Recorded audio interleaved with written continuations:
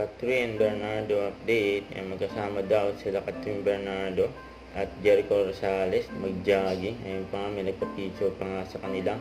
Ito ang sabi, post ko na din sa wall ko para may remembrance. Kasabay lang namin mag-jogging sila Catherine Bernardo at Jericho Rosales. Wag na mag-showbiz question kasi hindi ko din alam ang sagot.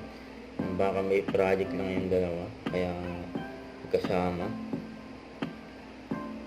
Yan, ginabi na si Catherine sa endorsement shoot niya kasama ang kanyang glam team. Ano kaya ang endorsement ni Catherine? Ito ba sabi dito? 2RM, yung road manager for Catherine Bernardo is Shobs at Kuya Arlie. Kasi yung paabangan sa February 2 p.m. ang renewal ni Catherine Bernardo sa Star Magic.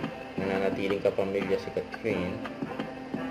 Yan pa in-announce ko gabi ng The 6 Gawad La Señaneta for Catherine Bernardo. A very good your most outstanding film actress.